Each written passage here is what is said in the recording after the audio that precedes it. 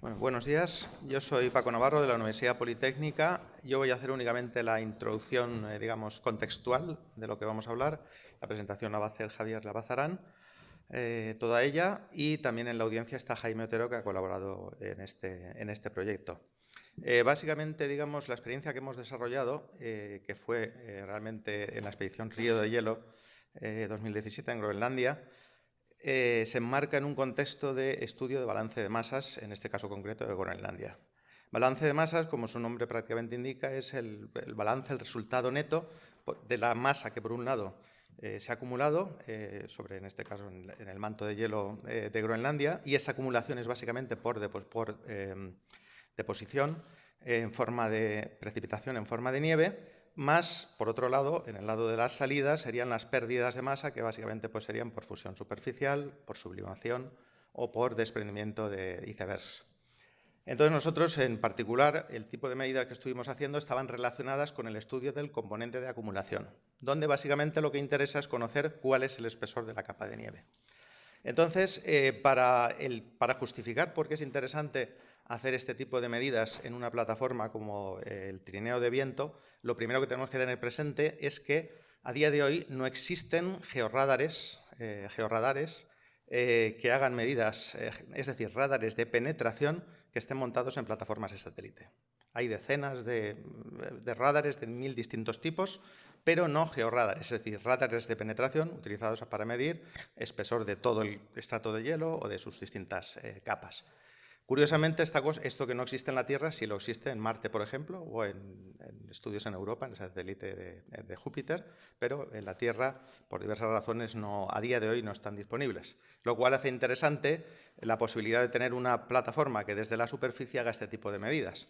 Porque otras alternativas son las medidas puntuales, que efectivamente se hacen habitualmente en estaciones meteorológicas automáticas, donde hay sensores de altura de nieve, pero claro, de ellas hay unas cuantas decenas, en cualquier caso menor de una centena, en toda Groenlandia, que tiene pues 1.700.000 y pico kilómetros cuadrados, lo cual es una cosa muy escasa. Y aparte de esto, pues ha habido a lo mejor la operación Icebridge de la NASA, que ha tenido una temporalidad muy concreta y que ha hecho medidas desde avión, en este caso sí, de estas medidas de espesor de nieve. Y ya por último, para darle paso a Javier, simplemente decir también que lo que vamos a presentar aquí realmente es más bien una prueba de concepto, donde lo que nos estábamos planteando realmente era si, en este caso, un georradar de alta frecuencia, pero de tipo comercial, era capaz de operar en estas condiciones, en las presentes en Groenlandia, durante un largo periodo de tiempo, utilizando en un entorno realmente hostil, en el tema de las vibraciones, por ejemplo, bajas temperaturas, con muy poco consumo, relativamente poco consumo, y requiriendo una operación, un soporte, digamos, por parte del operador que fuera mínimo prácticamente. Y en este sentido, digamos, para sacar realmente rendimiento científico a los datos que se recogieron en su día, en lo cual no vamos a entrar, digamos, habría que conjugar estos datos que nosotros recogimos con datos tipo los testigos de hielo, que en la pequeña proyección de Paul Vallelonga ha estado mostrando. Y esto es algo que todavía no se ha hecho, que en su momento se pensó y no se ha podido llevar a cabo por razones ajenas a nuestra responsabilidad, porque esto era parte de responsabilidad de otro equipo investigador y de momento todavía no se ha hecho. Y bueno, pues eso es. Bueno, un último pequeño apunte. Esto que se ha hecho en Groenlandia no es directamente extrapolable, es decir, que haya funcionado allí, no quiere decir que pueda funcionar en la Antártida. No por las condiciones ambientales, que también tienen evidentemente su peso, es decir, que son temperaturas mucho más bajas o que la presencia de esas trugis es mucho más elevada y por lo tanto las vibraciones mucho mayores, sino por las propias características estructurales de la capa de nieve en la Antártida, que son muy distintas a las de Groenlandia por la ausencia de fusión superficial y podrían hacer que este tipo de cosas que sí ha funcionado en Groenlandia muy probablemente no funcionaran en la Antártida.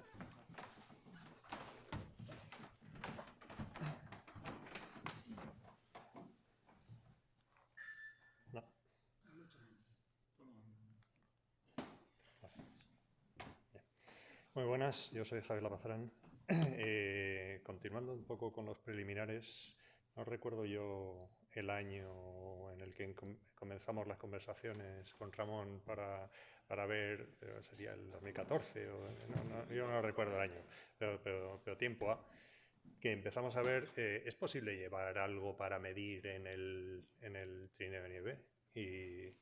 Y según nos llegó esa cuestión, empezamos a darle vuelta a qué se puede medir, y enseguida aparecía el radar. Pero el radar, el radar con el que habitualmente trabajamos, tiene dos antenas desplegables de 6 metros cada una, con electrónica relativamente sensible, conectorcitos que hay de fibras ópticas. Vamos, te viene a la idea, esto es ideal para el radar, pero en la práctica no. O sea, tengo yo que ir con el radar abrazado y mimándolo para que esto funcione, ¿no? O sea, no era práctico. Había otro radar que tenía que llevar un ordenador permanentemente encendido. Bueno, pues si estamos aquí es porque finalmente apareció algo, pero vamos con ello.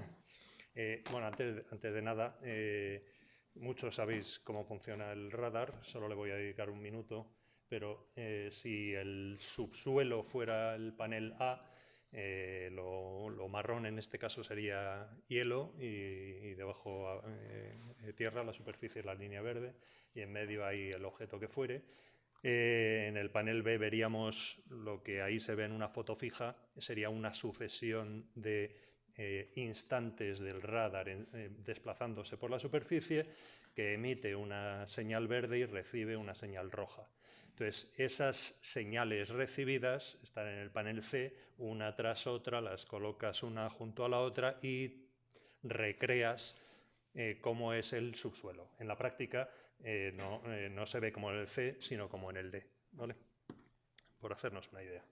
Esto es un radargrama, es un panel de medida recibido con el radar que finalmente utilizamos, pero en la Antártida, en la campaña 16-17, en la que, bueno, esta es otro de las maravillas, de las casualidades de la vida, que además de tener el radar adecuado, conviví 2 meses con Hilo en la Antártida justo antes de la campaña de Groenlandia, con lo cual Hilo pudo estar jugando con el equipo y demás y se familiarizó con él.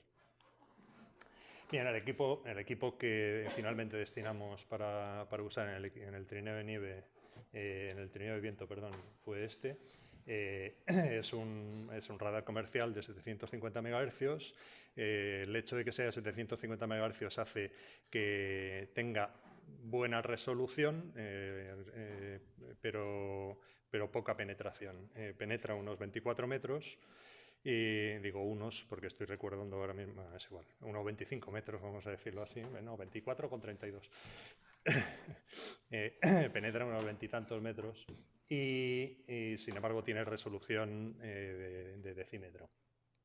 El tamaño es relativamente pequeño, lo veis ahí, el consumo es inferior a 40 vatios y de forma autónoma podría estar registrando a una traza cada 2 metros, cada medio segundo.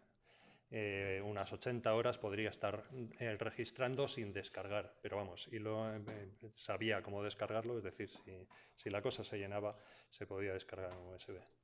Y en la práctica, cuando trabajamos con él, lo ponemos sobre una pulca, el sistema de visualización lo llevamos con nosotros y sin más. Esto lo hemos trabajado en la Antártida tirando de moto de nieve, caminando, y para el trineo de viento lo que hicimos fue adaptarlo a una de las neveras que utilizan ellos. Entonces, adaptarlo como pues por span. La batería está debajo del monitor.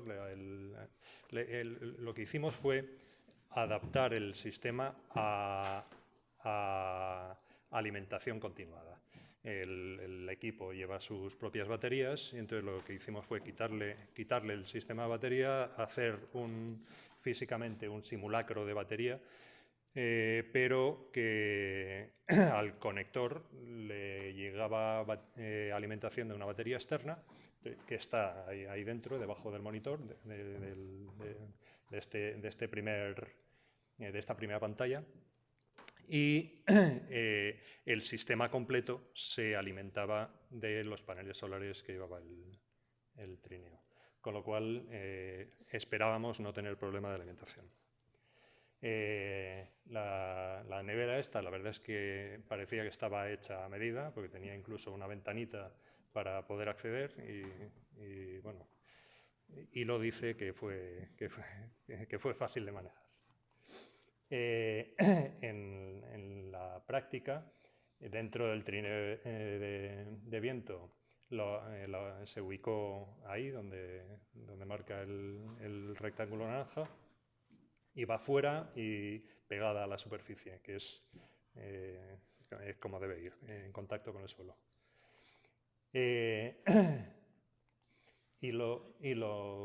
Cada vez que necesitaba activarlo o desactivarlo, lo operaba ahí fuera, y luego mientras estaban en movimiento, esto estaba registrando.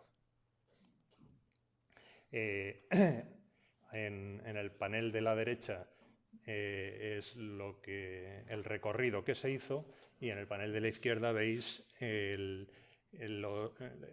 la parte del recorrido en la que hay registro.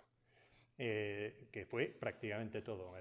Creo recordar que al principio hubo un problema de conectores que se solucionó, entonces hay un pequeño hueco, y luego un día que se olvidó darle al on, pero poco más. O sea, el registro es casi continuo y de buena calidad. Los puntos que están en rojo están simplemente marcados para ver lo que...